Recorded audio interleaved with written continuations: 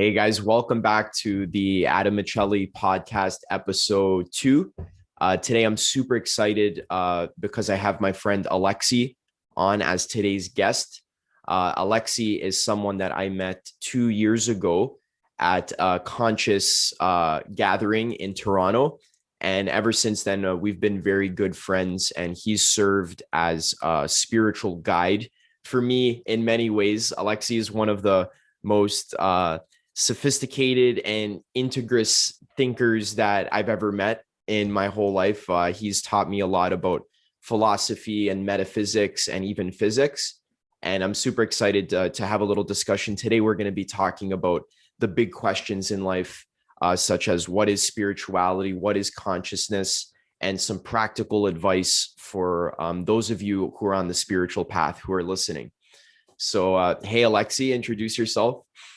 Hi, Adam. Thank you so much for having me on your podcast. I really appreciate, and I'm honored by, having me on your show. And I hope that I can share some interesting information with your audience today. Yeah, awesome. Yeah, I've been wanting to have you on for so long because I feel like every time we talk, it's like we have our own little podcast in private. Sometimes you and I can have discussions for like 5 hours or 6 hours. And I'm like, damn, if we could just get this recorded, then that would really help a lot of people. And today we're finally doing it. So I'm super excited to be doing that. All right, Alexi. So I just wanted to ask you if you could share what was the main thing that got you onto the spiritual path? Because you're a lot older than I am. You have a lot more wisdom than me.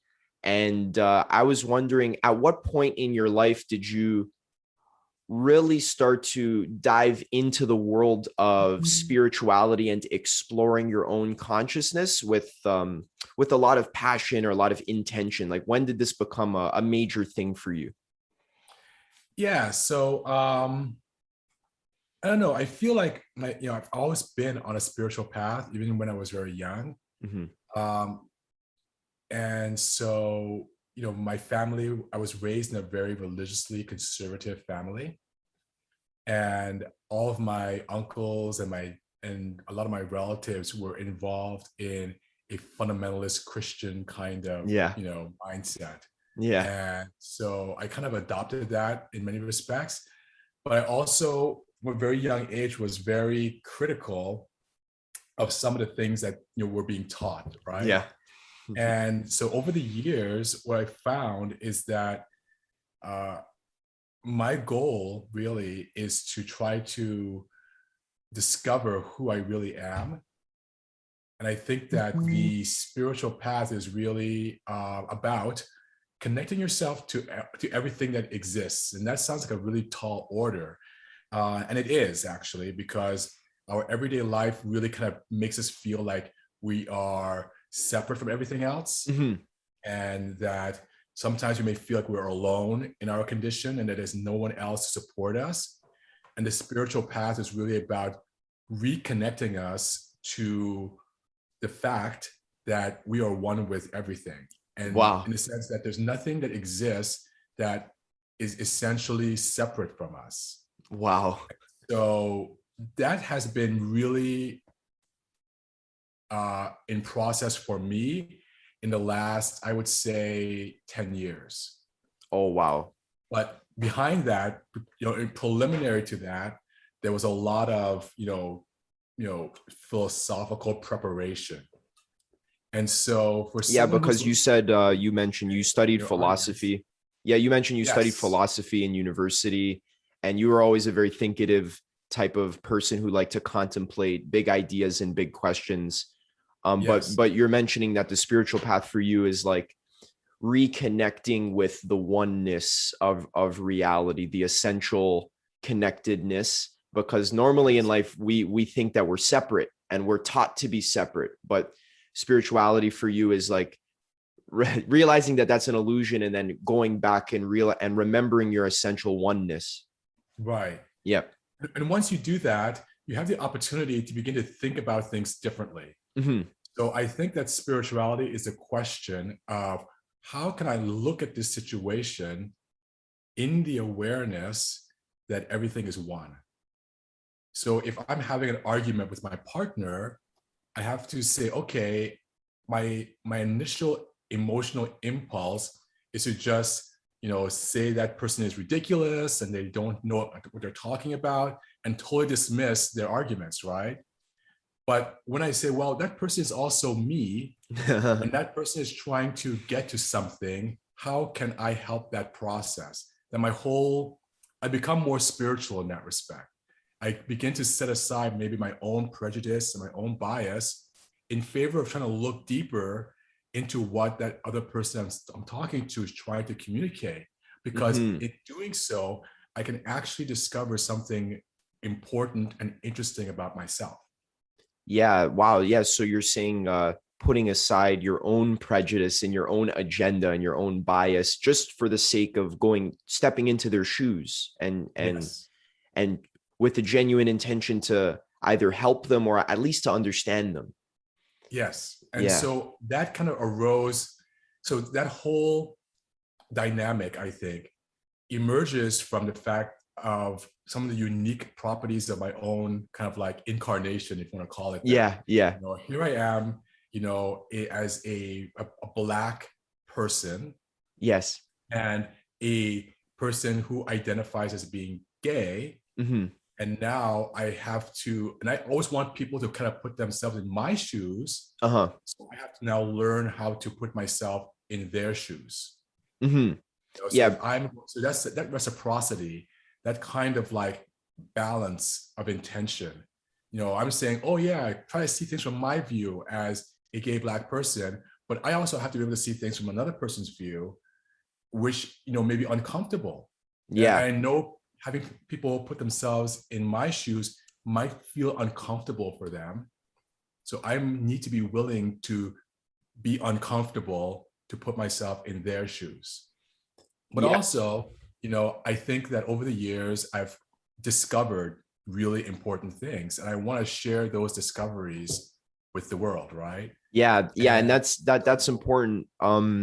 So you were saying that you obviously you're growing up, you're living your life, and you're a Black man and even a gay man as well, and or you have that orientation, and you're already in the minority, right? So you've already been dealt a hand where in a lot of cases you might be seen as less than the average white straight guy, right, especially over the last 20-30 years in the West. It's difficult. And you're saying that you want other people to see your perspective, but you're also realizing that what you need to do is see other people's perspectives. And right, that's really, instead of focusing on what can the world do for me, it's more like, what can I do for the world? right. So that what can I do for the world is that call to service. And Mm-hmm. that's a really big thing that comes up a lot in my philosophy today, is that we we are beginning to discover more and more, I think, on an individual level, individual consciousness, we're discovering a lot of our freedoms, right? And with freedom, you can do pretty much whatever you want. And I think a lot of the things that you talk about in your own work is really helping people realize that, hey, you have a lot more freedom than you realize.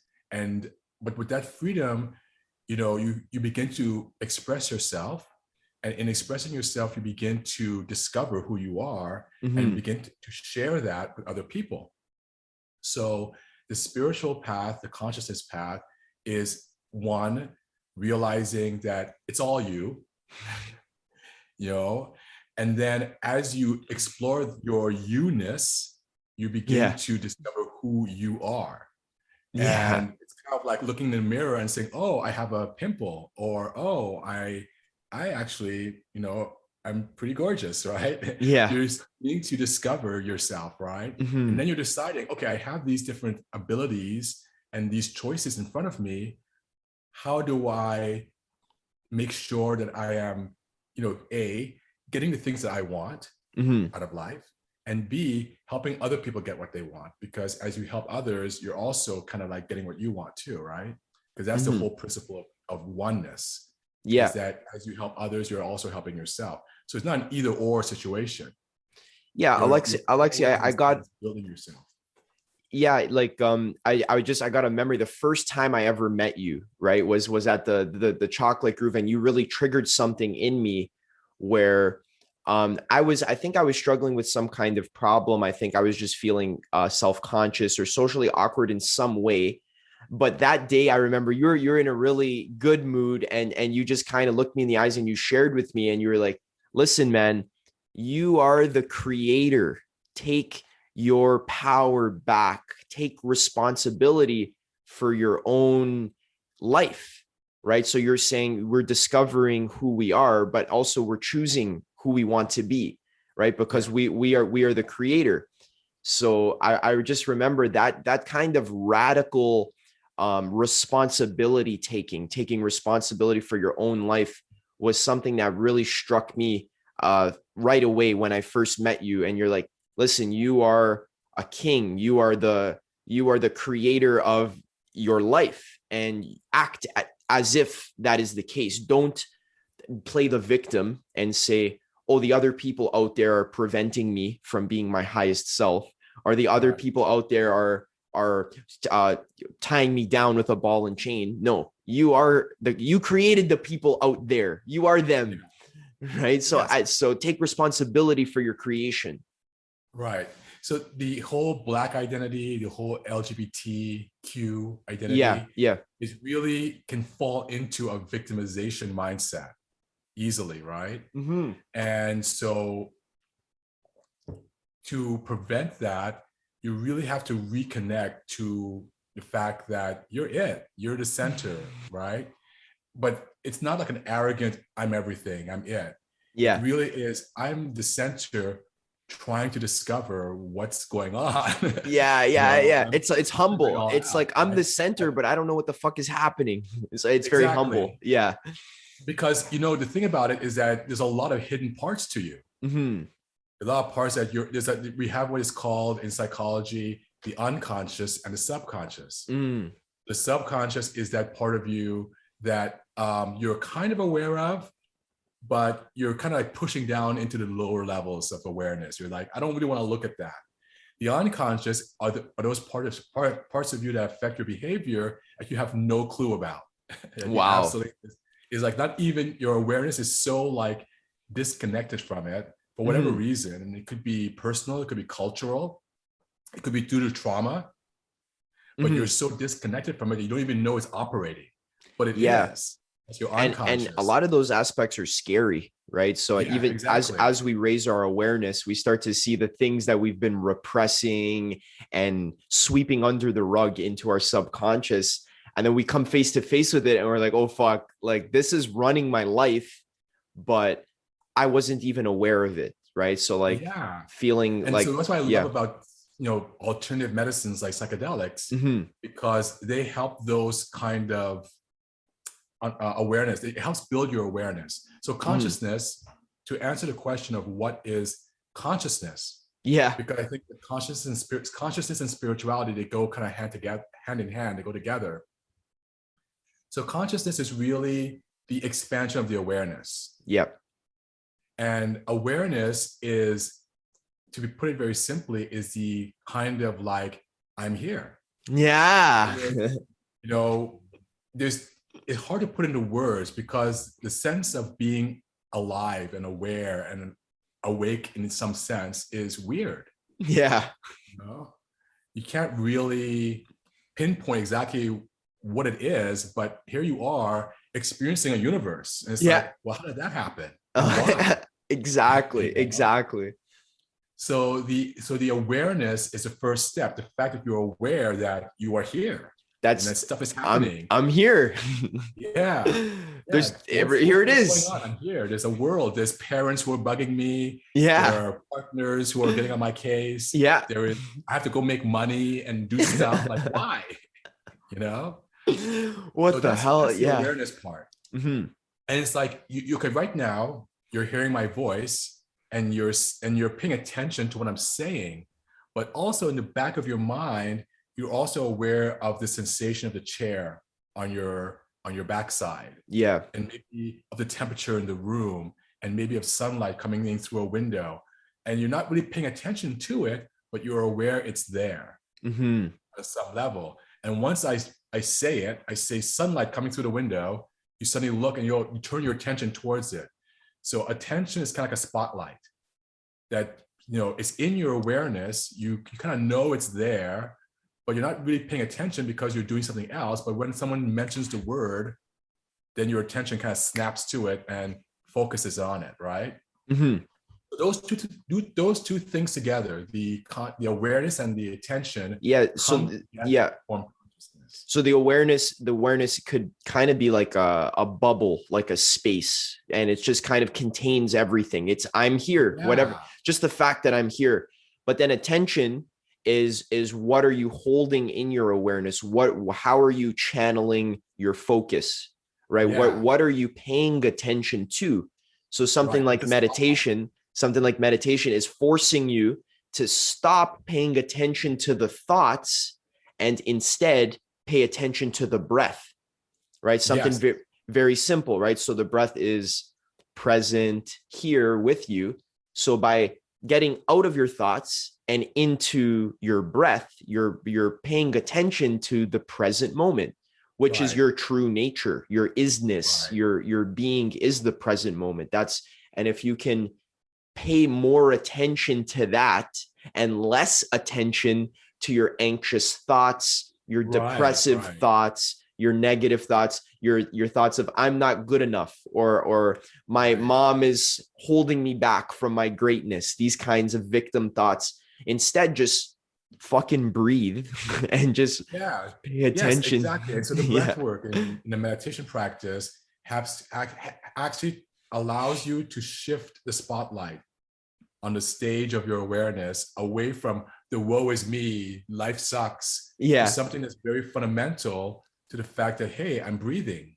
And it's magnificent, like beautiful. It's so like it's just so magical. Like, wow, I'm alive. Like, awesome. Yeah. It Awesome. Good. sounds very simple, but then Yeah. once you really begin to practice it, it really opens up a doorway for you to become more aware of the fact that all the different things that you may be paying attention to in your ordinary life are actually very superficial. Yeah.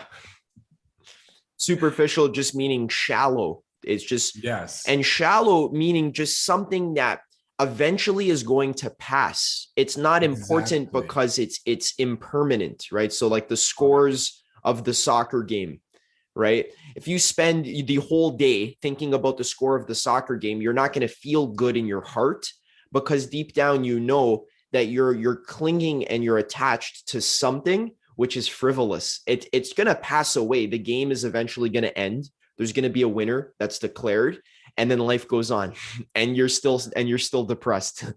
Yeah, You still have to go back and breathe, you right? still got it You still have exactly. to breathe. So breath is always there as long as you're in the incarnation. And when I say incarnation, I mean in your body. And so In meat, in carne, in flesh. yes, Yes, yeah, yes, exactly, in the yeah, body. And so I feel like, okay, so now having said all that stuff, yeah, yeah. that whole process of exploring awareness and attention really started for me about 11 years ago. And I was actually, I was in a relationship, and I was very comfortable in that relationship. And it was great in many ways. And I was working in my career, my business, and everything was actually pretty good. But one of my friends came to visit me, and he said, because he knew me when I was younger, right? When I was about your age. And he said, you seem to have stepped away from the path you were on when I knew you then, right? And I agreed, he was right. I was actually a bit more settled and just more complacent and just willing to just kind of go through the motions of my life, right? And he challenged me to really ask myself, okay, so I'm in my mid years, I'm getting older. What is this life all about that I'm creating? Why am I even creating it? Is it just to make more money and just to have frivolous, eat food and go on Nice trips cars and and go on frivolous trips. Yeah. things that, Yeah. after it's over, it's really just gone? Or is there something that I want to do that I feel is going to serve the greater community, even when I have gone? Because one day everything passes. That's the nature of change in this universe, right? And so one day I'll pass. This form that you see me in will also pass, like a wave. But what do I want to leave in my wake? What do I want to leave for other people who are trying to do what I did and trying to figure things out? What can I say to them that will help them in their path? And that became like a really big thing for me. And I sat down and I started to think very carefully about all these different topics, right? Like, first of all, like, what is consciousness and how does it work? And what are its components? And I think that I came upon a pretty important kind of like paradigm or discovery of that particular question. But it was all very intellectual. It was all on paper. It was all like written out in a diagram. It's like It a wasn't lived. theory, just like a theory. Yes, it was Yeah. theory. Yeah. And so I felt like, okay, I needed to do a bit more now after I got to that point. But I was kind of scared because I knew that there were, other ways to probe consciousness through psychedelics, right? Yeah. But I was scared of it because I'd Yeah. never done drugs before. I was not into it at all. I was Yeah. like actually very much against it. So you were kind of a And square. yeah, I was very square in that Yeah. sense, right? And my partner at the time was very against it as well, and still is. Yeah. That's But what I we're felt really taught called. sorry to interrupt. Yeah, that's what we're taught in society anyways, is that drugs are bad, psychedelics are bad, and in a lot of cases they cause a lot of harm to people. So Yeah, in order and to there's a just reason why they are powerful. yeah, and in order to avoid that whole can of worms, just kind of make a blanket statement and say they're all bad. Just stay away Yeah, from stay them. away. Yeah. But they're a Danger. tool that needs to be harnessed properly. Anyways, continue. So you used Yeah, to yeah. I want to say that about psychedelics, first of all, is that they are not toys, No, and they are actually very powerful. And extremely. if you misuse them, they can crush you. Yeah. And so, I was aware of that, and I wasn't sure if I really wanted to go there, right? Yeah. But eventually, I did, and I'm so glad I did, because what was once a theoretical construct, a map, became more of a guide to an actual territory Yeah. that I could inhabit and enter into and grow into and discover and still be terrified by. Because Yeah. whenever you go to the unknown, it's always terrifying, Yeah. right? Because you don't know what you'll find, Nope. but always at the end, very grateful for having taken the journey and taken the trip. And I Definitely. kind of feel that's like a metaphor for life, Yeah. in that life can be terrifying and scary, but you have to kind of jump in with faith and knowing that you are in the end the central key awareness. You're one with everything. That gives you kind of like the support, I think, spiritually and psychologically, to say, I can do this. So you go in and it's terrifying, but then you realize that, oh, there's so much to learn and discover here. I'm so glad I took that trip. Yeah. Yeah. That's extremely, extremely well said. I love the way you talk about how the theory is now becoming the embodiment, right? And plant medicine is one way that a lot of people can do that. First, you need to have a good theory, right? Because sometimes people, their theory is like just like radical Christianity, and that's the only theory they have, is just Right. fundamentalist Christianity. And then they'll do some mushrooms and they'll be like, oh, I saw Jesus, and now I know that Jesus is the one true savior and all the other ones are bullshit. It's like, Mhm. okay, well, the problem is you didn't have a worldly enough view and metaphysics. You didn't have enough theory, proper theory. But then, as you're saying, then you can get lost in theory land, and now it's nothing is embodied; it's just ideas, and that's actually depressing. So then, it's taking something like maybe some cannabis or some magic mushrooms or LSD or something like that. Now, we can actually embody it and see, oh, this is what the sages were talking about. Right. Like, this is what it is, and Right. yeah, and you got to dive into that fear sometimes. You got to just jump in. Yeah, Yeah. it's terrifying because there is a sense of, and I'm being very particular here, there's a sense of, a sensation of losing control. Yep. And The ego loves control. right. Yeah. And so when you enter into that sensation of losing control, you have to have a certain amount of trust that whatever you lose control to is still you.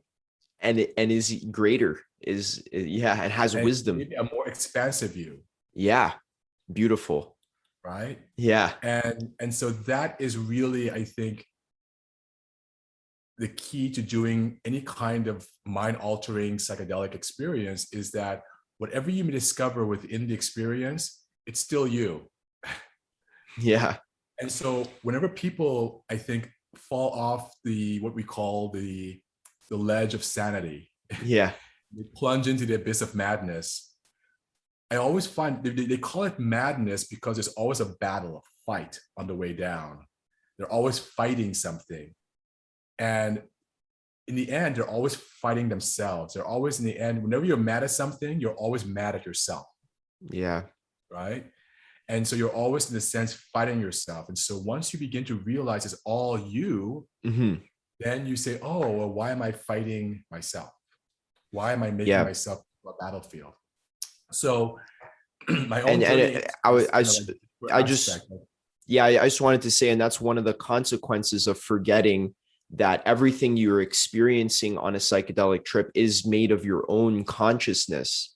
Right. So if Jesus comes to you and gives you the message of truth, people make the mistake in saying, oh, Jesus is the savior. It's like, no, you are Jesus. You're the savior. You gave yourself. You gave yourself the message. In a theological vein, Jesus was trying to make that point too. That's what he was trying to say, but people don't understand that. Yeah, because again, the non-spiritual approach is to say, well, I'm me and I'm shit. Yeah. Or whatever. And Jesus is this great person, this great consciousness, this great being who is God. And, you know, I could be as good as Jesus, right? Because he's like so great, you know, and he has all the answers. Yeah. And I have no answers. I'm nothing. But once you take the spiritual path, you realize that you and Jesus are one, and that whatever you may find that Jesus is saying or revealing is actually a revelation, a self-revealing. I just found John 10:34. You are all gods. You are all sons of the Most High. Exactly. I'm so glad you found that, because that's exactly the point. Jesus said it, guys. I'm sorry. That's a theological point. Yeah. And the sages who wrote those books understood this, but then the people who were entrusted to carry forward the knowledge, their goals were more about consolidating power for themselves. Exactly. Right? And they're not necessarily on a spiritual path, because they're still caught up in the idea of, I need power in order to control everything around me. Yeah. Right. And so they say, well, I can't tell people they're God. No. I can't tell them they're one with everything, because they may not listen to me, and I may not be able to control and manipulate them the way I want to. Exactly. Because they're too free now. They're aware that they have all these freedoms. Yeah.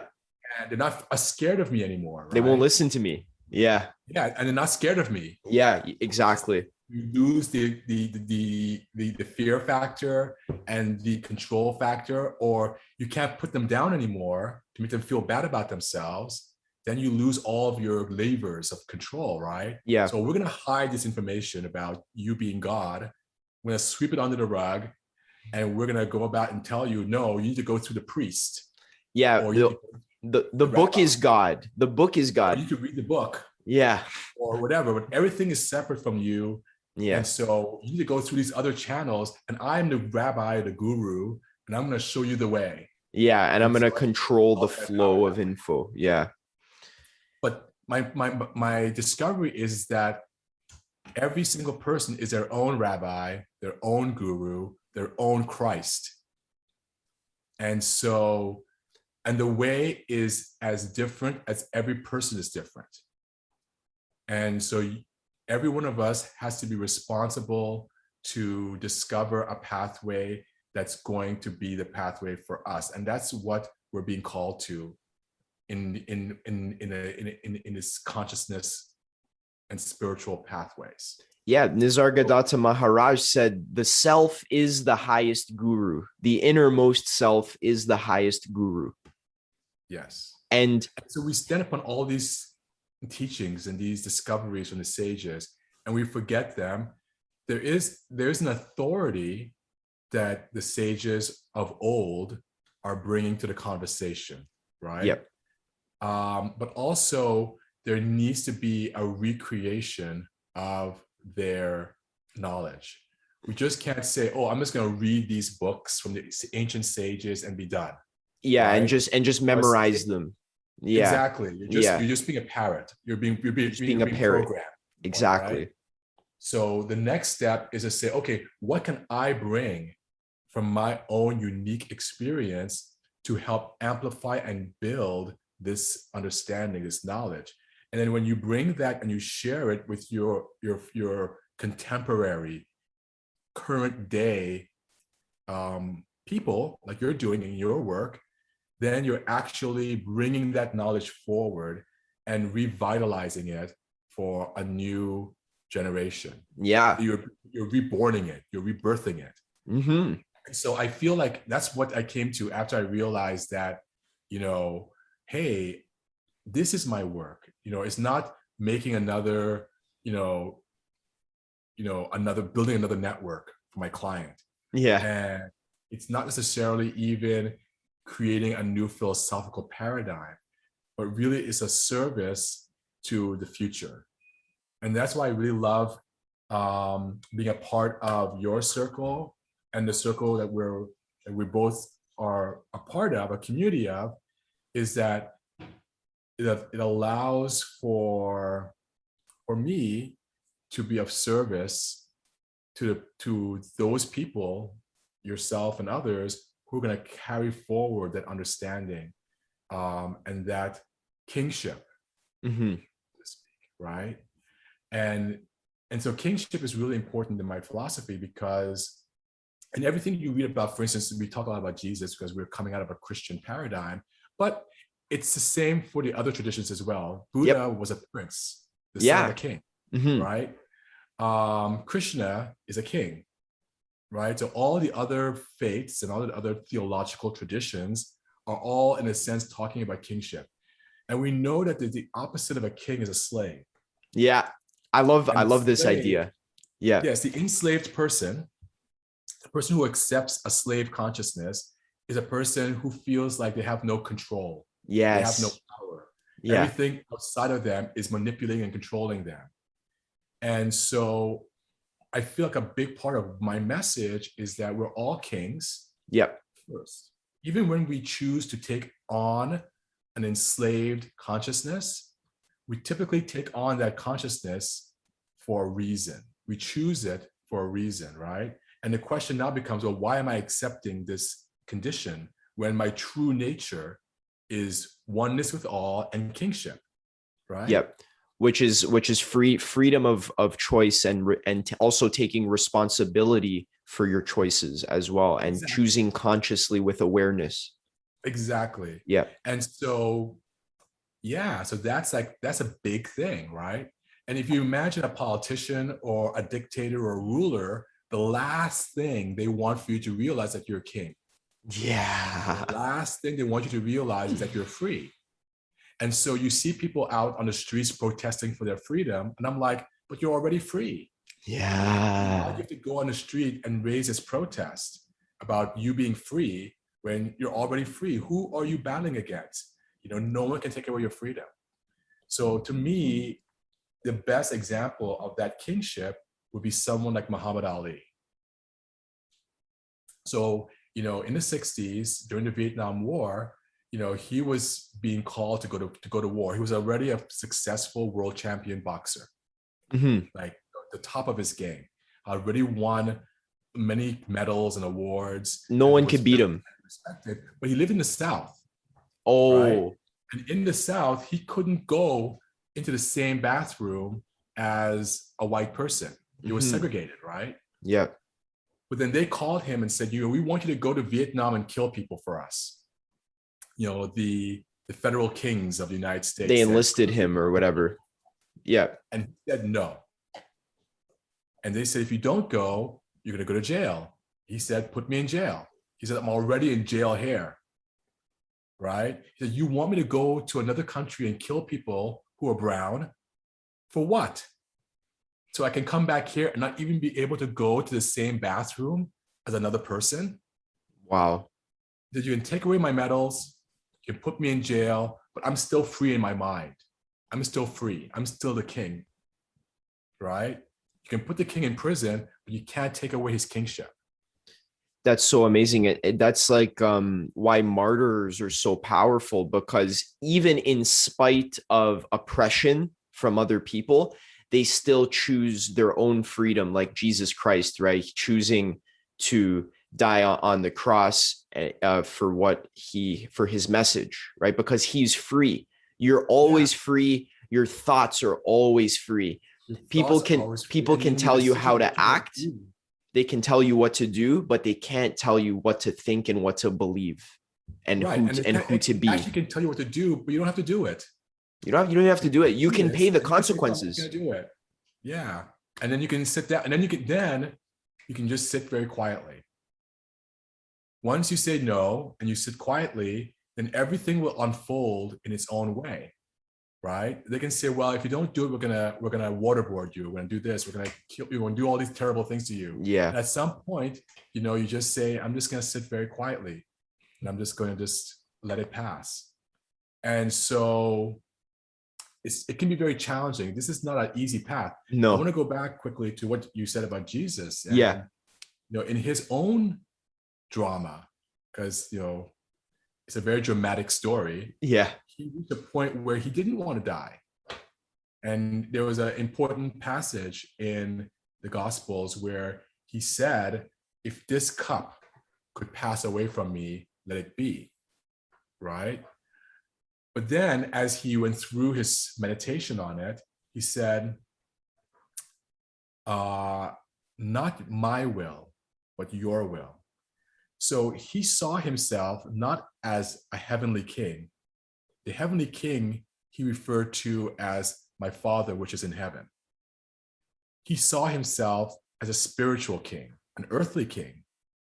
And for him, it was aligning his earthly presence, his body, the one that was about to be crucified, with a spiritual, heavenly goal of the Father, which is to give yourself in service for your community. So the Christian message is that Jesus died for the world.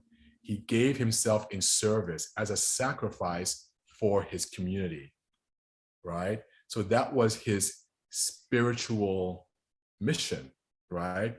That for him became why he existed in the first place, why he came to be.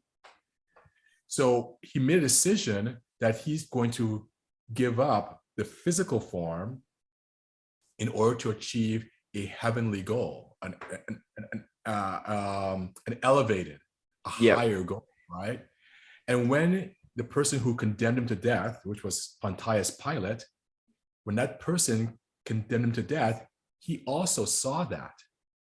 Because he interrogated Jesus. He asked him, why was he doing this? And he discovered that Jesus was giving himself up for a higher goal by choice.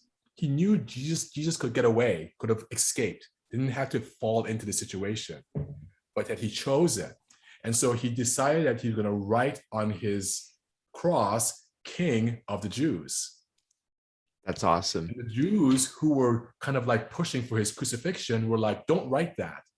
Write that he said he was king of the Jews, not that he is king of the Jews. And Pilate said, I have written what I've written. Just to kind of put an exclamation point on it, that, I know who this person is. He had high respect for Jesus, Yeah, even high though respect. And I just wanted to clarify, beautiful story. When you say that the Father is in heaven, just to translate that to a more non-dual framework, that what that means is that your true nature, your highest awareness is God, but it's you.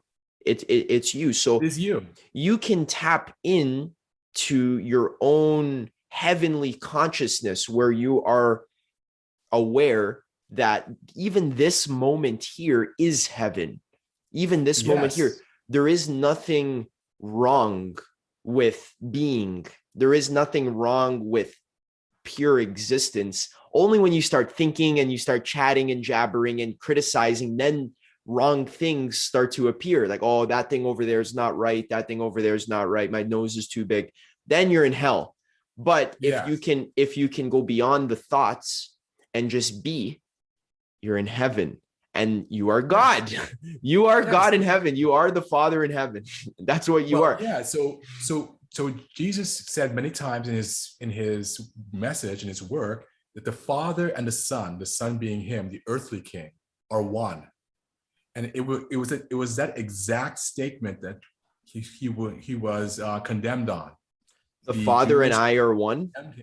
condemned him for what they call blasphemy, for the claim that the heavenly Father and the earthly expression of the king, the Son of Man, so to speak, are one.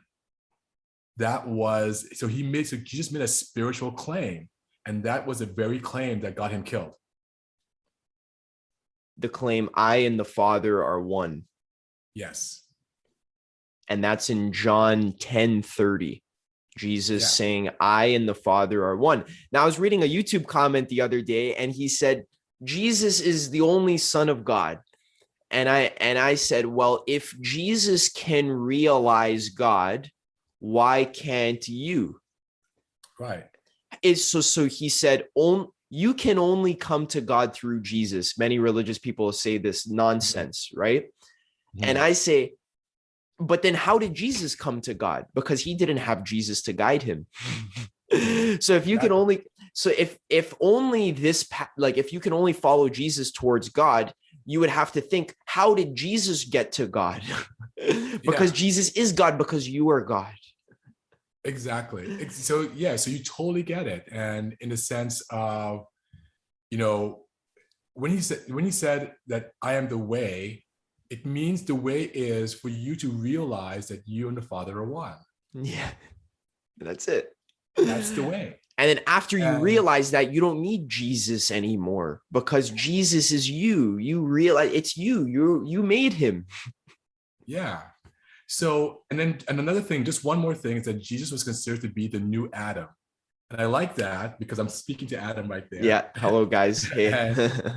So, the new model of man, the old Adam had this idea of being separated from God. The new Adam is one with God. So then once you're one with God, a whole new world opens. Because the same world question, then what is the nature of God? Yep. And we have like so many traditions, not just the Christian one, but we have many ones from India, the Far East, and China, and the Polynesians, and the Middle American Eastern traditions, yep, both North and South American, the Australian traditions. There are global traditions about what is God. Yeah, non-duality. And all of them are valid. They're all giving us a different view or aspect of what is God. A different flavor. Oftentimes colored by the context of where the people were and the challenges that they faced, right? Of their culture, yeah. And so, but in the end of the day, these ideas of what is God were part of the intellectual framework the mental tools that allow these cultures to persist right up to this day. Yep. And so this is why I feel it's important to honor all these traditions, because it gave something to these communities to allow them to move ahead and to pass on their knowledge and their culture to another generation. So some people in the spiritual community actually, they say, well, forget Christianity, forget Buddhism or whatever. Some people do that. Some people choose one or the other, or they get fixated on one. And I'm like, if you get too fixated on one tradition, you kind of lose the colors and all of the variety that what is being trying to be taught by all these different intellects and sages. So we have to kind of like collect them all together and then try to figure out exactly what they were trying to say at the most deep level. Yep. Taking a kind of like spiritual approach to what they're saying, and not trying to say, well, they're trying to promote a certain political individual agenda that might be there, but what they're trying to do is reconnect their community to the full scope of what's possible when we come together as individuals in community, with the word individual meaning indivisible or oneness, the indivisible one, which is also dual, the individual dual, the one and two. One and two. The indivisible two. Yeah. I call it that. That's awesome. That's non-duality. The form and the formless are in harmony, right? So yes. Form, which is duality, and formless, which is the lack of duality, the space that allows for duality, they're together. Non-dual. They're together. Yeah. They actually can't be separate from each other. They are individual. They are one. Yeah. They're the indivisible dual. I like that. The individual dual is what that is, right? Yeah. And so I wanted to the part of the spiritual journey. Yeah. Paradox. Definitely. And I love what you said there about gathering all of the traditions and just kind of sitting with them and trying to actually study and get the core of their message, not the political surface level message, but what is the deep message? And you'll always find every single time, you are God. Yeah. That's what it is. And so you can have conversations, I believe, with these sages. And many people just read very passively, without asking questions. Yeah. And that's a mistake. Like one of my big questions is like, why was there a flood? Why did God decide to kill everything? Yeah. I mean, if you think about it, that's a pretty big thing. And many people read the story. You have like little children's books, right? Where they show you the Noah and the ark. It's really cute. All the animals 2 by 2 inside the ark. Yeah, and, that's what I was taught. That's what I was taught. There's a big flood. Yeah. And then the flood is over and they come out and everything is okay, right? Yeah. But when you think about, if you're really having a conversation with that story, that myth, right? You realize that it's describing something that's extremely horrific. Yeah, like what the fuck, God? Why did you murder the entire planet? Like what? God murdered the entire planet. Yeah, like you love us, but like what? Like what the fuck? Like that's kind of like, you know what I mean? I like to, whenever I tell that story, I like to say, I would like for you to take a moment of rest, to just think about the enormity of that story. Everything murdered. All the animals who weren't even a party to the crimes of the humans murdered. Yeah. All of the children that were, maybe the adults were doing bad things, but were the children doing bad things? They were just kids murdered. This is what we would call a genocide. Yeah. That's even more than a genocide. That's like an everything aside. Yeah. It's like kill everything. So you got to ask yourself, well, why did God do this? And why did the sages put that story together the way they did, right?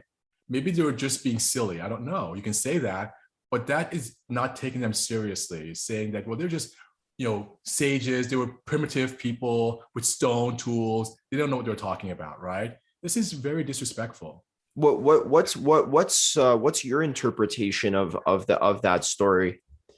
Yeah. Once we let it sink in and we go back to the story, in the story, it says that the reason why God decided to do this, and this is important, is because God said that the imagination of man was evil continuously.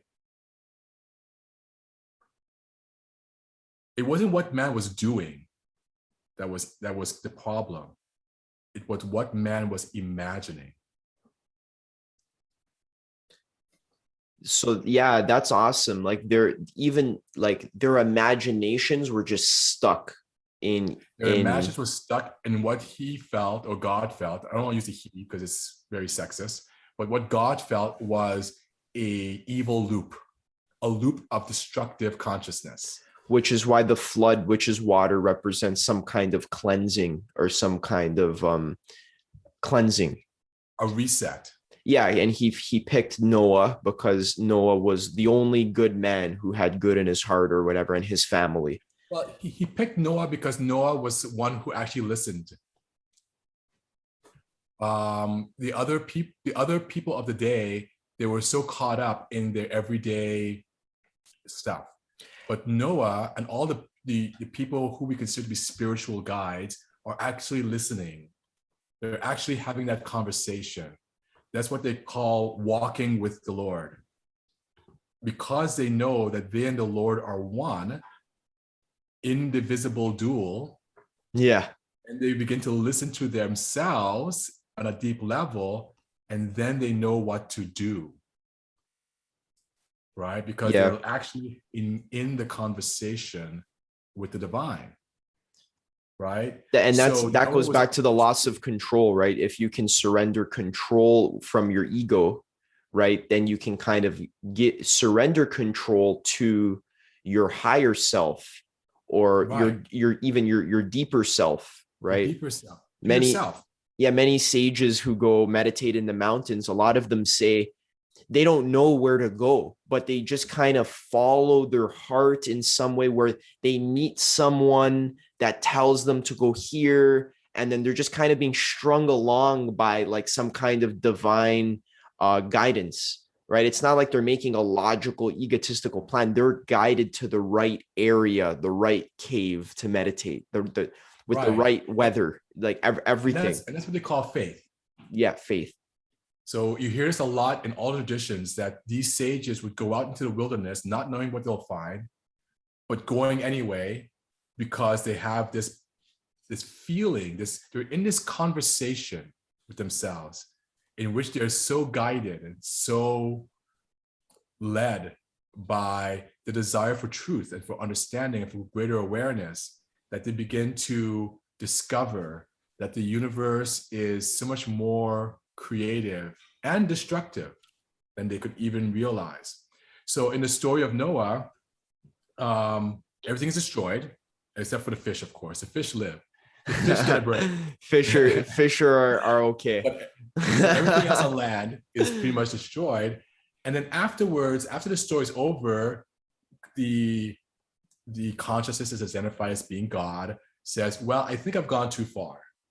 And actually it says in the story that God regrets that everything was destroyed, and tells Noah that I'm really sorry what I did.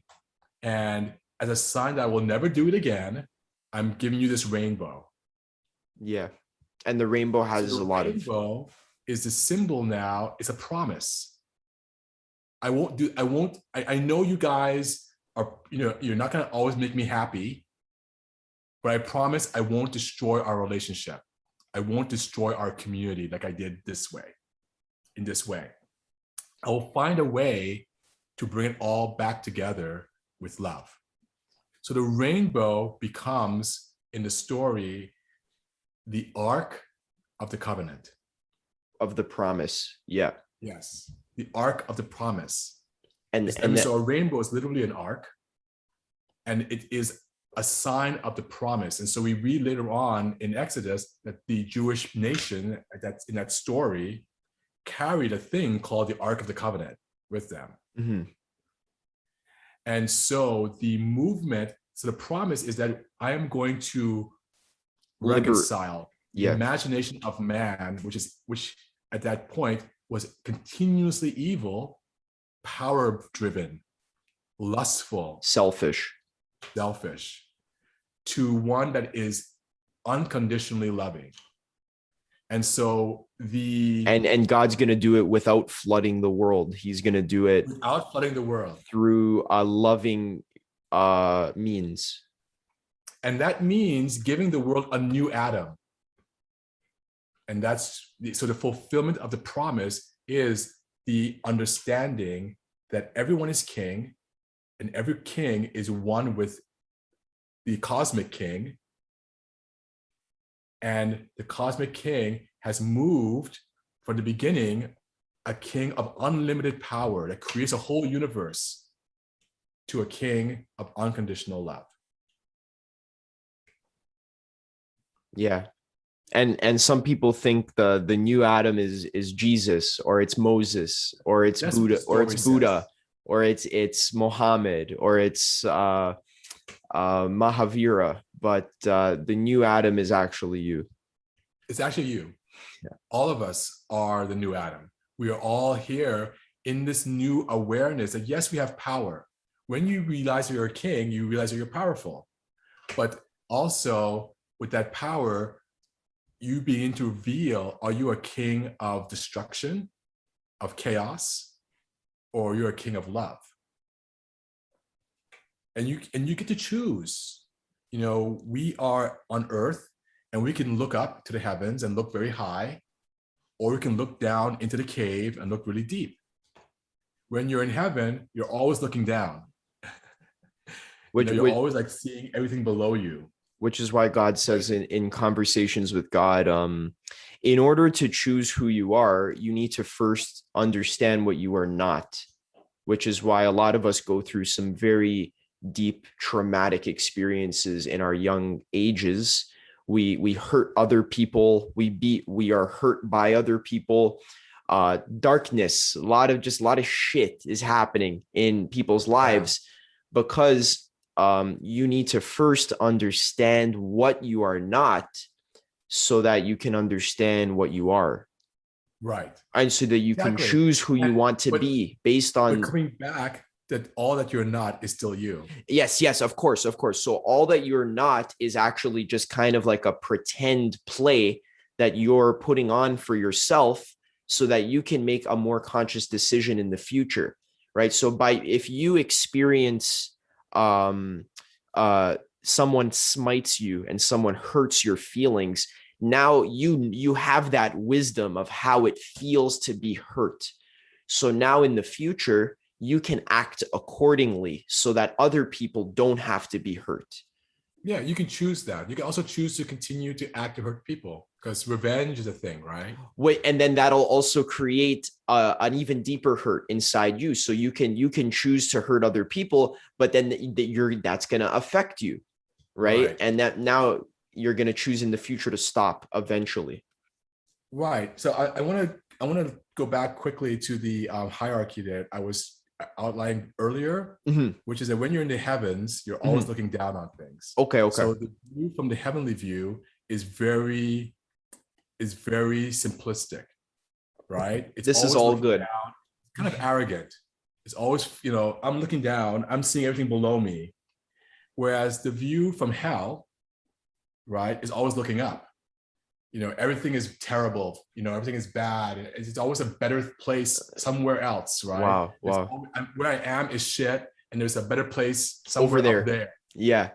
But when you are in the middle ground, you're in the earth. Actually, the Norse mythology called the earth Midgard. Yeah. Or the middle land. Yeah. You can look up and you can look down. And then you can decide. Yep. So the middle place is where you can see it all. And you can enjoy it all, actually, because it's a place where you can look up and you can enjoy the heavens. You can look down, you can enjoy the depths. Yeah. And so we're in this middle ground.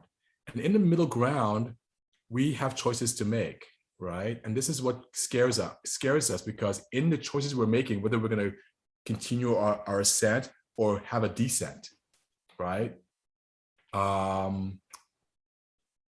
We have to make choices, and we reveal ourselves through the choices that we're making. But what happens is that people, because they don't want to take responsibility for what they're choosing, they begin to project their choice onto other things. Oh, I didn't really make that choice. It was the drug I took. Or it was my childhood trauma.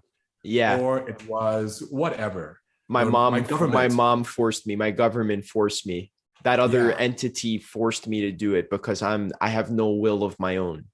exactly. Even Christians who say, I have no power, but because of Jesus. I'm like, really? Is that it? You're being programmed to just do these things because you don't have no choice anymore. And so people, they forfeit their awareness of their kingship. They're still kings, but they're giving it up so that they don't have to be responsible for what happens. And this is a very, very big problem.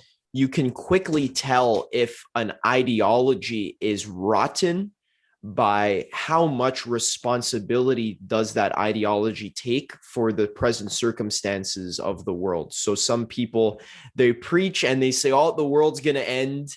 It's all fucked. We're all fucked. We fucked it up. God's mad at us. He's going to come and he's going to fuck the world up. The end times are near. All the sinners will be destroyed. All the woke people that follow my religion and donate a couple dollars here or there are going to ascend into the higher plane. But you're not actually realizing that whatever you say is creation. So like if you say the world's going to end, then to you it's going to end. But if you say the world is awesome and it's going to evolve and grow, then that is what's going to happen. So you're just not taking responsibility for realizing what is the choice. What do you want the world to be? Not it's going to end and I have no power. It's just going to end and I'm just screwed. I got to go find a bunker, but how am I Some people going are doing to, that though. what do I want the world to be? So my philosophy always in my videos is like, hey guys, the world's great. Let's learn how to grow and evolve ourselves so that we can help other people as well, so that we can save the planet or whatever, or whatever. But Well, yeah. other people tell you we're all fucked, the evil cabal took everything over. Now we have no power. Now we have to go fight. We have to go protest, right? So whenever you're protesting, you're forgetting like you have power, because people protest because they feel powerless, right? And then and they need to go, hold up signs or whatever. But it's like you actually have power. What kind of impact are you making on the world? How can you transform yourself into an instrument of change? How can you change yourself? If you want to change the world, okay, great.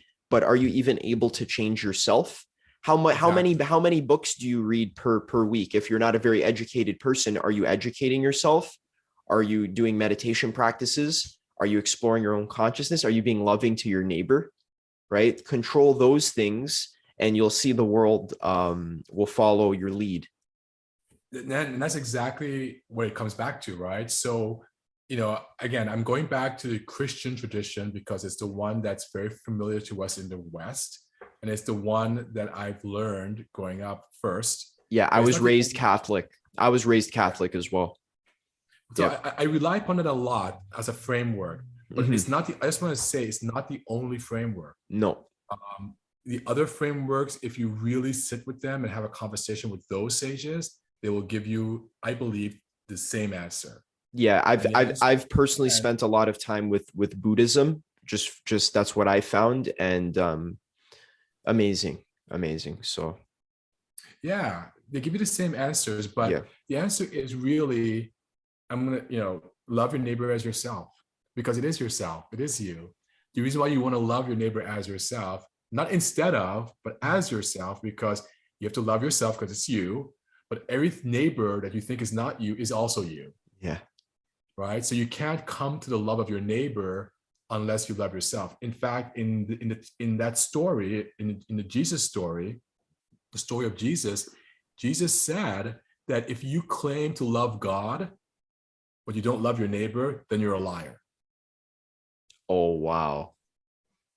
Oh, He wow. said, how can you claim to love God who you've never seen and not Yeah. love your neighbor who you see every day?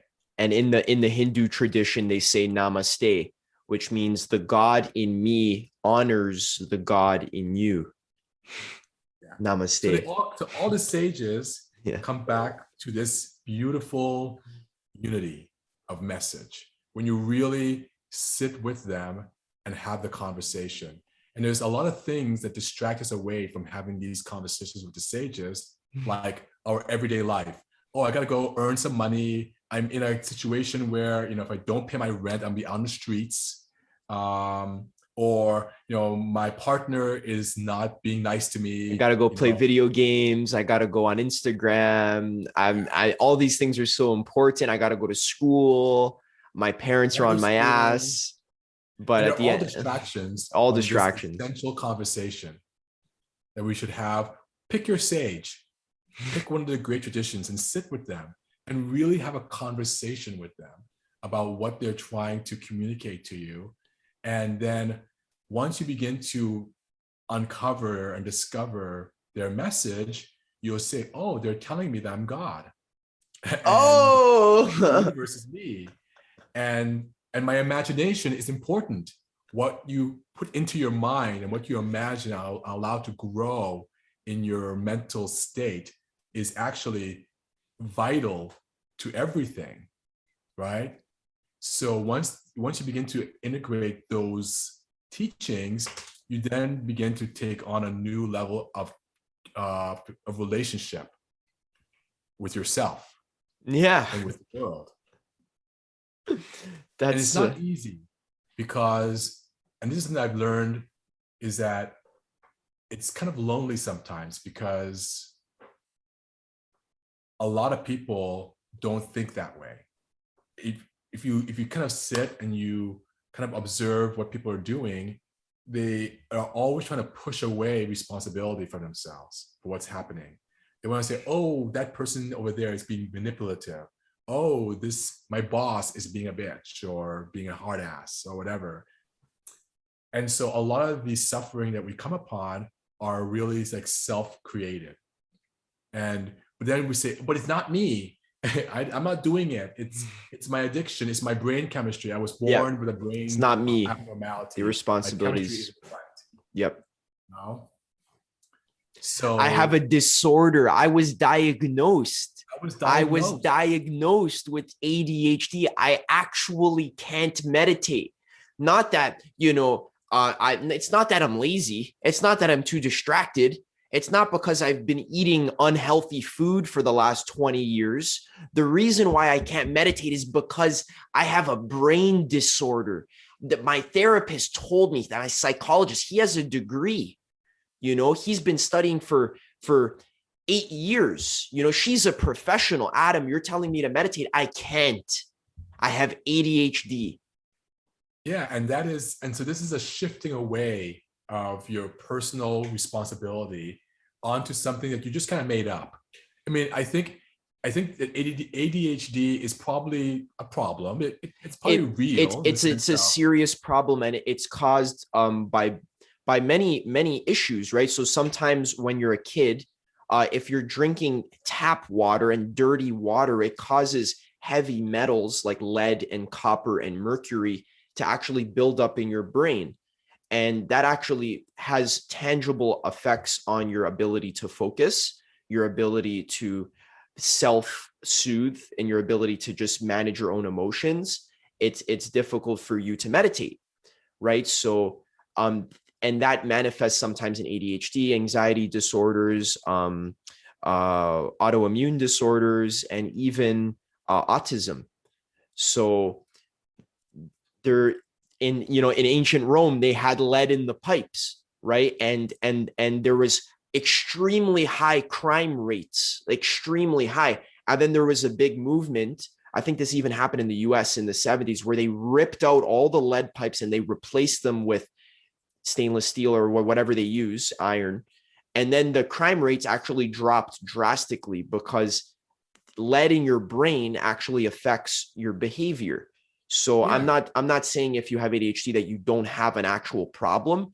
I am saying that a it's not what you think it is. It's something that you Yeah. can deal with and overcome. Right. In other words, even though there is a brain chemical aspect, in other words, we have to honor, let's just have to honor the intellectual teachers of the past.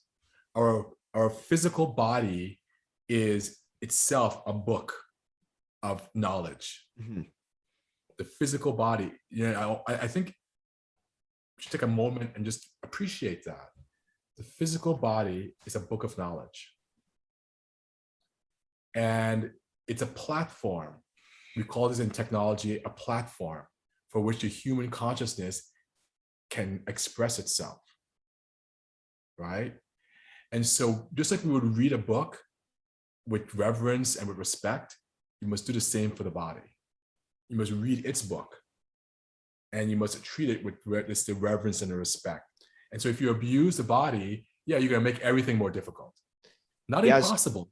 Yeah. So even for me, just practically speaking, like in a lot of ways, I need to pay more attention to just how my body feels in terms of like, am I holding tension? Am I exercising the right way?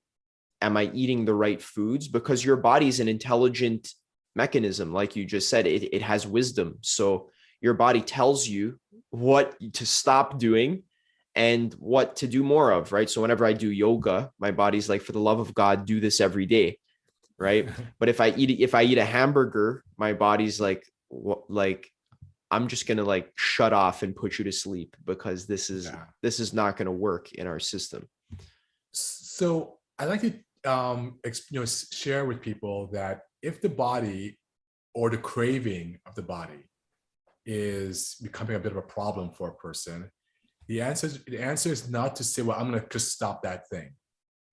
It's like if you crave something, if the body's craving something, right? Like a certain, let's say, unhealthy food, fried chicken, right? For instance, right? And eating fried chicken once a week or every now and then is not a problem, but if you eat it every single day, and it's a habit, and you crave it, and you think about chicken it, nuggets, and you're craving it, eat it. I think that what you'll find that people who are craving something, they'll be consuming it, but mindlessly. Yep. They'll grab it and they'll be just chomping away at it and just watch TV. Things. Yeah, watching TV or surfing the internet or on their phone, just mindlessly. But then they realize, oh, I just ate that chicken nugget and I feel like crap. Yeah. I want it, right? Yeah. So I think that the answer is not to fight it. Go get some chicken nuggets. Get a whole box of them. Like get like 24. Get an extra large order. Yeah. And then sit and very mindfully eat the chicken nuggets, chewing it, thinking about it going into your mouth, and do nothing else. Turn off the TV, just meditate on eating chicken nuggets. Exactly. And then eat about 24 or 50 of them to the point where you're like, okay, I get it. I never want another one of these again. And be mindful while they're in your stomach, and even be mindful 2 hours after, right? So it's not like you eat them and then you go play video games. 1 hour after, go for a walk, feel them. How does it feel? How do you feel? Are you tired or are you energetic, right? And then 2 hours after, feel it. 6 hours after, feel it. How long does it take for it to pass from your stomach into your gut? Right. And then what about 12 hours after? Has it exited your gut yet, or is it still there? 2 days after, feel it. Right. And then, so this requires mindfulness, right? And actually, that's the best advice you can give, Alexi, to people struggling with addiction. This is something I've struggled with a lot in my life because we're born into a society with super stimuli, right? So there's it's not like there's chicken nuggets. There's the equivalent of chicken nuggets everywhere. Video games, pornography, weed. It's super stimulus. So I've struggled with addiction a lot. And the best advice I've ever gotten from my guru, Leo Gura on actualize.org, he made a video. It says, when you do the addictive behavior, just be aware that you're doing it. Do it mindfully. Do it with consciousness and attention instead of distracting yourself, right? And even another insight I got actually while we're doing this talk is when you have a craving, instead of saying, oh, I have a craving, now I'm forced to go act it out, or I'm forced to do something about it, you can take your power back and realize this craving, saying that it's a craving and that, oh, I need to eat chocolate just because I'm craving it, you're saying that you actually have no power over your own cravings, which is not true. You do have power. So rephrase it in your mind. Say, hey, I'm craving chocolate. If I wanted to, I could not eat it because I'm not a slave to my cravings. But in this particular instance, I'm going to eat chocolate because I actually want chocolate. That's what I want. And I'm going to fully accept the consequences for my actions as well. So it's cause and effect. It's not like, Big Macs are bad and salad is good. It's not a moralistic judgment. It's just like cause and effect. If you eat a Big Mac, there's an effect. If you eat a salad, there's an effect, right? So take responsibility for cause and effect. And the only way you can know cause and effect is by observing it. Yeah. What you just said is very true. I just want to refine the cause and effect relationship. Philosophically, that's a very problematic relationship, right? From a philosophical perspective, right? Because every cause is an effect and every effect is a cause. Because what we're seeing is really a correlation of circumstances, of experience, right? So you eat the Big Mac, and then a minute later you feel like shit, right? You feel unwell, yes, right? So then there's a correlation between eating the Big Mac and feeling unwell. Now, this is not an absolute correlation. In other words, if you say that I eat the Big Mac and I feel unwell, that might be true for you. Yep. But for another person, they eat the Big Mac and they feel great. Yeah. And that person should continue to eat Big Macs, I think, for as long as it continues to energize to feel great. Yeah. And even if you eat a Big Mac on the right day at the right time, and you exercise or somehow you use that energy properly, it could actually be awesome. It'll work. Exactly. Like so sometimes I smoke weed or I smoke cannabis and I say, oh, that made me feel terrible. But then other times I smoke it, it's like, wow, that was the best decision I've ever made. Right. And so this is where we have problems with religion. Yeah. Because religions can identify these relationships, which in their context or within their situation, stimulus led to a bad outcome, right? And so religion said, well, you must, that stimulus is bad and it's forbidden. And this is actually taking away people's kingship. And the whole point is not to do that.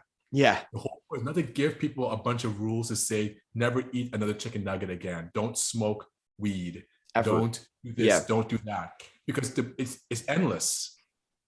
And then you begin to have factions within the religion saying, well, we think this is okay and this is bad. And then they start fighting amongst themselves because one side says it's okay, other side says it's bad, and then boom, you have all this conflict, right? This is very unhelpful. It's like children just fight. Yes. And so the rule making is a big problem. So we have to, in the spiritual path, we have to be aware that rules are helpful, but only to a point. Yep. Right? That you have to empower people to some degree to do what they feel is best for them. The rules, spiral dynamics teaches us that the rules are essential. If you have a society of criminals and everyone is robbing and stealing from each other, you need some kind of central authority to say, no, you can't rob and steal. You can't murder. That's a hard rule. So that's important. But then once we kind of all agree that we don't want to murder each other or that we don't want to steal from each other, now the rules actually have to be loosened a little bit because otherwise you can cling to them and then that'll create its own problem as well. Yeah. Yeah. And I think that the reason why actually it's a problem to murder people is because when you murder people, you're actually cutting off your possibility. Someone may make you furious in a moment, right? And you might flip you might want to murder them in that moment, right? Yeah. But once you do it, it's done.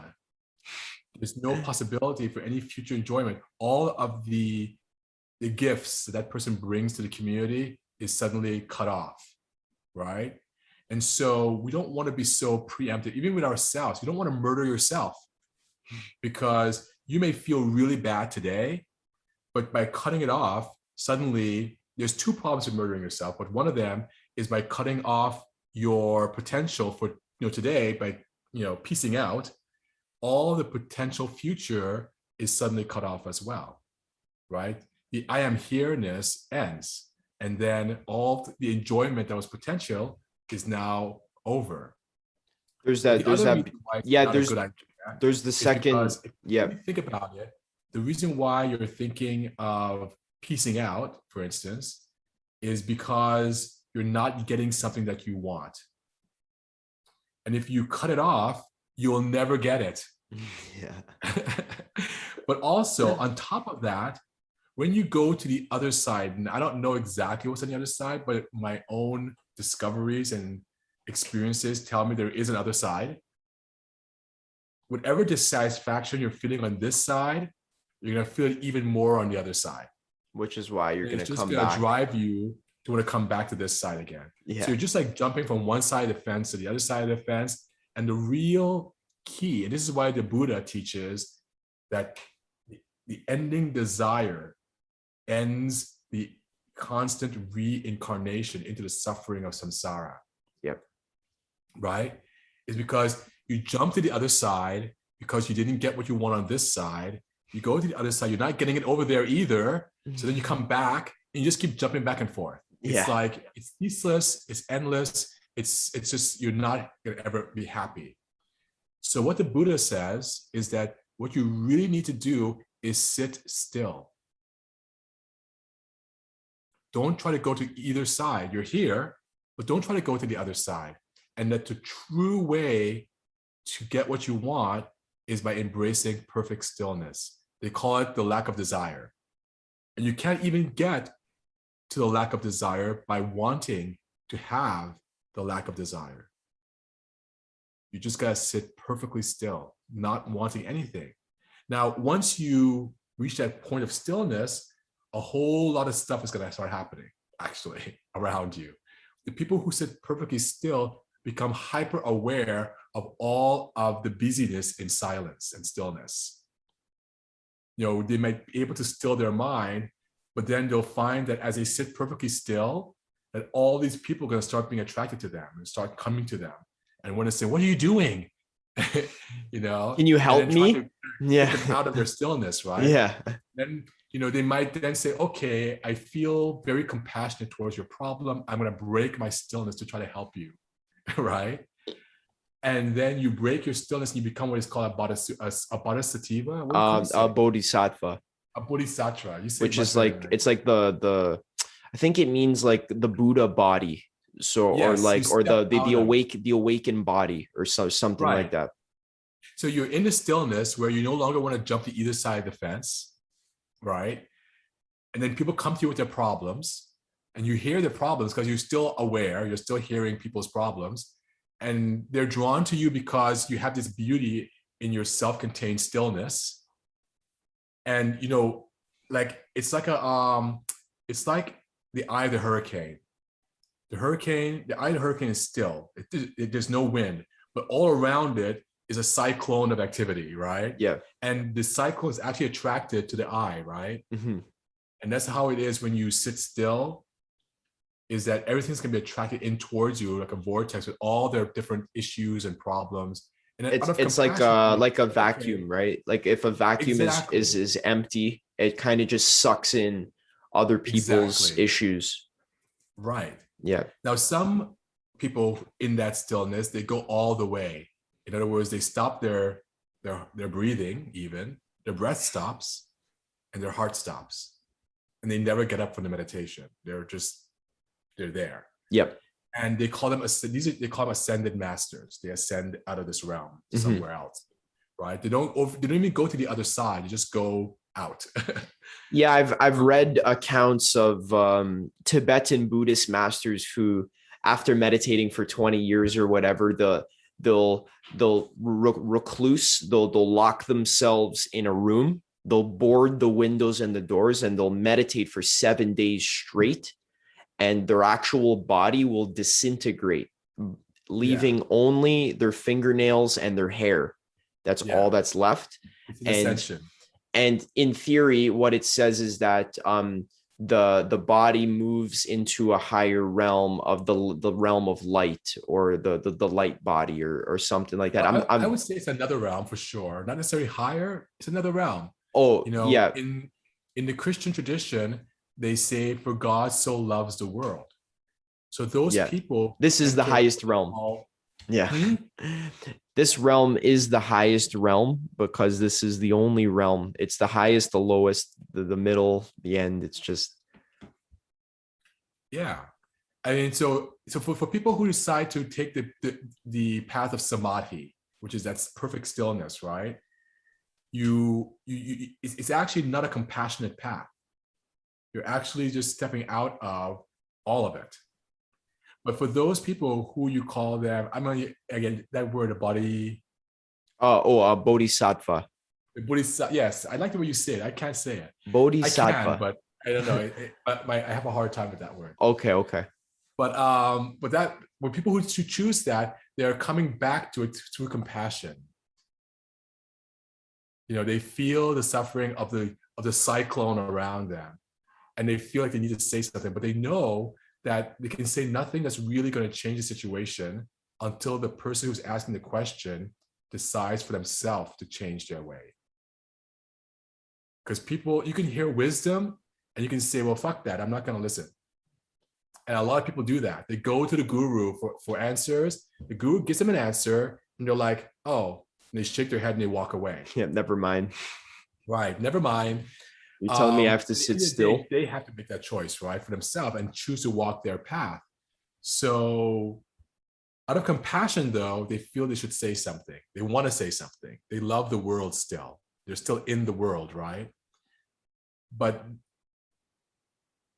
they know that any rule they come up with or any idea or concept that they come up with is going to be abused. Yep. Right? And I guess it's kind of like a sad situation because, and this is why I say it's kind of a lonely situation too, because you want to help people sometimes, but you realize that the best thing you can do is be a diamond within yourself. Yep. Which I said in my last video. Yeah. Exactly. I was playing off the diamond metaphor. Mm-hmm. But you still want to help. You know what I'm saying? You still feel that connectedness. There's this beautiful paradox. Others, right? There's this beautiful paradox of the Bodhisattva. When I was on my retreat, there was a vow, the Bodhisattva vow. I actually, I don't have it on me, but from what I remember, it was like, no matter how infinite the suffering of the world is, I vow to liberate it. No matter how innumerable sentient beings are, I vow to save them all. No matter how impossible and how asleep and how unconscious the world is, I vow to awaken it.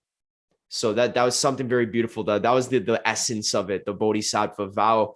Because there's this weird paradox, because on the one hand, you're all alone. You're God, right? Alexi, you're imagining Adam, but Adam is just you, right? And whatever, yeah, exactly. And whatever Adam says, it doesn't mean that I'm not you. Like, it's just made of your mind, like a dream. So Leo on actualize.org said on his one of his really high awakenings, he realized there's no other people. So, and it gets to a point where it's like, you can't even call your mom on the phone and say, hey, mom, are you real? Do you exist? Because you're already too conscious to see that just by picking up the phone and calling her, it's all in your imagination, right? Regardless of what your mom says, yes, I'm real, or no, I'm not real. It doesn't matter because you're conscious that it's you, right? So it's like a kind of a really eerie loneliness. I've had glimpses of this. It's very eerie. It's like only me, nothing else. It's just me, right? And everything else is imagined. So that's one side of the paradox, right? So you are alone as God, but it's a good loneliness. It's a beautiful loneliness. It's like Yeah, it's I like hear you on enjoying your that. own company, kind of. Right. So for the Bodhisattva, um, it's a paradox, and I think it's you're moved by compassion. The word compassion actually means suffering. It means Yes. to suffer together. Yep. So whenever you're feeling compassion, you're in a sense taking on suffering, Mm-hmm. right? And you're taking on the suffering of someone that you're in a sense still identifying as being separate from you, right? So Yes. that's why I'm saying the Bodhisattva is in a strange position, right? Because they already know that the It's all person who's asking the imaginary. question already has the answer because they have the Yes. answer. Yes. They still feel moved to answer the question or to try to help, right? But they've already reached a point where they know that the only help is to sit perfectly still, Yeah. right? And they know the person is suffering because they can't sit still, right? And they can't help the person in that lack of stillness. They can only, but they also can identify because by the very act of being compassionate and entertaining the question is itself a lack of stillness. Which is So why the bodhisattva really, kind of gets to a point where they're like, I just should sit. It's best to sit still, but it even gets to a point where it's like, I could sit in this cave for the rest of my life, or I could devote my life to a life of service. And either way, it wouldn't make a difference. So exactly. why not choose the life of service? Like Right. there's no reason to not do that. Right. So so this is a big thing that came up for me in my own journey. And the way that I came up with it, the way I dealt with it, I reconciled it to myself in some meaningful way because I do want to find meaning in my life. In other words, that condition is actually, I call it the existential condition. In the sense of life can suddenly seem meaningless, right? No matter what I do, I'm kind of like not going to be satisfied. If I sit still and allow the world to come to me in a compassionate way, I'm still in a sense not really sitting still, you know? Um, so the way I find that a way out for me it works is that my intention and my goal is to love the world. And so I feel like love is the answer for me in that through my loving the world, I am also loving myself and I'm allowing myself the choice to engage in the world. And that means the world in totality, all the good things and all of the not so good things, right? And I'm bringing myself to an awareness of enjoyment and gratitude for all that I'm experiencing in the world. So that dissatisfaction with being on either side of the fence, which is supposed to be resolved by stillness, but then is challenged by compassion, now can be transformed into a love of the world and a gratitude for all of the experiences that the world is allowing me to have. Some of the experiences are going to be amazing and mind-blowingly beautiful and wonderful, and some much less so, and some may even be painful. But I must bring myself to that place. The true symmetry, the true stillness is the one where I'm enjoying it all. I'm saying, this is a good film. This is a good movie. This movie is awesome. And it's scary and it's painful and all these things are happening in it. But I am so grateful that I'm having the movie. that it's such an amazing sight just to be here and to see it all. And I'm really grateful. So gratitude. And and in the presence of that gratitude, there can be no unhappiness. You can't be unhappy when you're grateful for something. That's a big insight. Is gratitude is the state of being where there is zero resistance to the present moment as it is. Exactly. Because if I'm thankful for the present moment, how can I also be resistant to it at the same time? So if I'm so grateful about the weather, the reason why it feels so good is just because gratitude is a state of non-resistance. Whether it's raining or sunny, I'm so grateful for the weather. Whether it's snowing or it's hot, I'm grateful that the weather exists. Yeah. I'm grateful there is weather. Yeah, I'm sweating. I have hotness. I'm so grateful for that. So whatever the condition is, and it takes a lot of mindfulness sometimes especially when you're feeling sick or something is not going really well in your life. You got dumped by your partner or something. It's hard to feel grateful in that moment, right? But if you can cultivate your consciousness and your awareness to reach that gratitude in everything that happens, then I think that is actually superior in a sense to samadhi. Because in samadhi, if you actually embrace it, you just kind of zip out of the whole thing. You're kind of like, there's nothingness, right? It's like a nihilism. Yeah, and that's something that gratitude- I've always disagreed with you about is because samadhi, it depends on how you see it, right? Because you can still be living in the world and also have samadhi. If you right. You're right though. Yeah. There's a samadhi, I think, of gratitude. In other words, samadhi is really kind of a symmetry, right? Where nothing changes, right? But if you are grateful for everything, that's a different kind of samadhi, right? Even there's a lot of stories I'm gonna go back now to the biblical tradition in which, the disciples of Jesus, after he had gone up to heaven or wherever he went, they were left to carry on his work and they were persecuted. Yeah. And many times they were thrown in jail under terrible circumstances. And they'll be in jail, miserable, in a miserable circumstance, but singing songs and clapping their hands and just rejoicing, right? Wow. The jailer would come over and say, what's going on? You should be miserable. Most people who we throw in this rat-infested, dirty prison, they're like crying and gnashing their teeth and screaming about how terrible everything is. But you're singing songs and you're happy.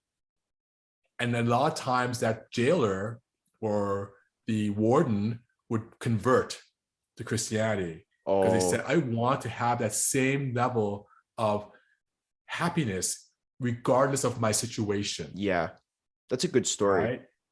And so that's a kind of samadhi, but it's a samadhi that allows you to still enjoy your life. Yeah. To let what comes that's good come and enjoy it. And also let what comes that's not so good and enjoy that. Yeah. And then you have total enjoyment. So the antidote to, I think, the stillness of samadhi, which is basically no compassion and no enjoyment, just perfect stillness. Well, it's like all-encompassing enjoyment.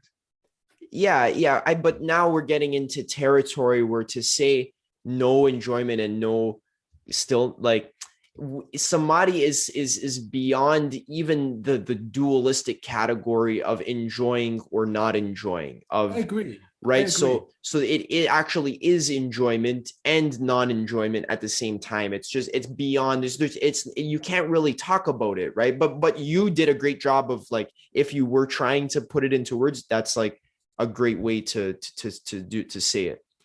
Right. Yeah. And I just want to go back, and because some people who may be watching this podcast may not know the word samadhi. Yeah. If you don't, you can always go to the Wikipedia and type it in, and it'll give you a description that's very detailed. But it basically means the end of all activity. It's perfect stillness, calm, a state balance. A state of profound and utterly absorptive contemplation of the absolute that is undisturbed by desire, anger, or any other ego-generated thought or emotion. It is a state of joyful calm or even of rapture and beatitude, in which one maintains one's full mental alertness and acuity. Okay, given that, This is samadhi as defined by Britannica of Hinduism. okay, you know what? I'll go back and go back to what I said earlier. If that's what the definition of samadhi is, then that is exactly what I'm talking about when I say an all-encompassing enjoyment. Beautiful. Yeah. So yeah. It's an absorptive calm. Anyways, awesome. We covered a lot of ground, and I just want to check the battery on my camera just to see how much time we got left here. We've done 2 hours. Yeah. Well, my camera battery's running a bit low, and also we've spoken for over an hour and a half. Yeah. So I think perhaps it's a good time to wrap up. Yeah. And we'll post this up on the channel.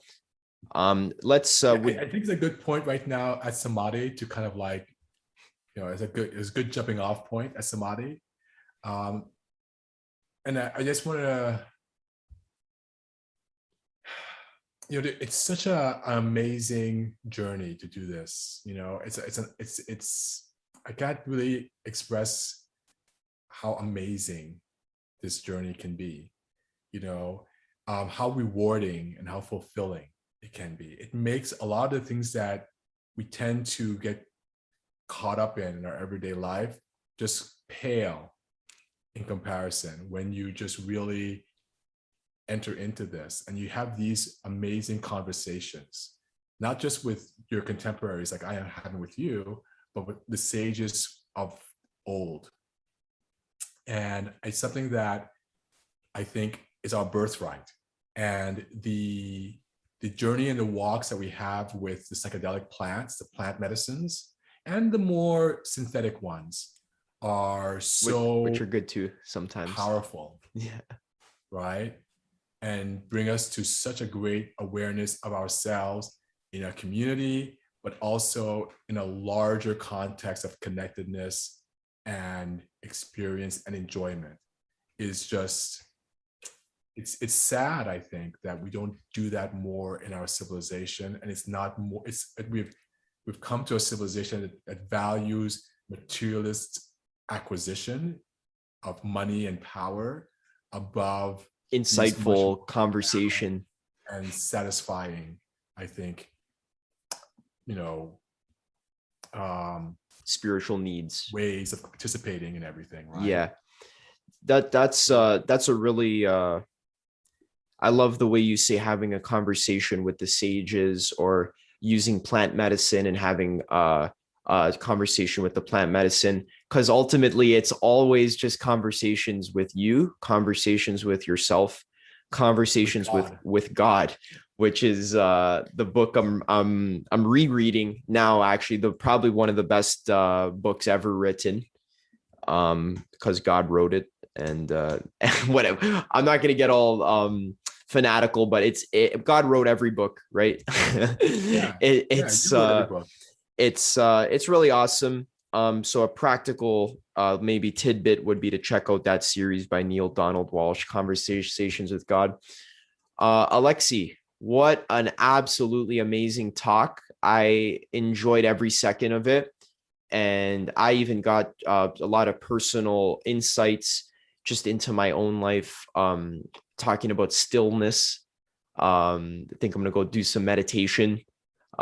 We just learned so much about desire, giving away your power, giving away your authority, learning about the interpretations of the Bible, and the many different paths, the Buddhists, the Hindus, and how they're all trying to say the same thing. They're trying to get you to take your power back and to live as a king, to live as someone who takes responsibility for living consciously instead of being a slave, a victim. right? So these are all ideas that I've learned in my life and have also you've helped me clarify for myself as well. And I hope that everyone watching today enjoyed our talk. If you enjoyed what me, Alexi, and I had to say today, then perhaps we'll have Alexi on in the future. And just wanted to give a giant thank you for everyone who's watching. Thanks for being here with us. Even though you didn't participate in the conversation with talking, you participated by listening and by sharing this space with us. So Alexi and I are both very grateful for that. So thank I'm you. very grateful. I'm very happy and grateful. Yeah. All right. Great place to end off. Thanks, guys. See you later. And God bless. That's all I gotta say. All right.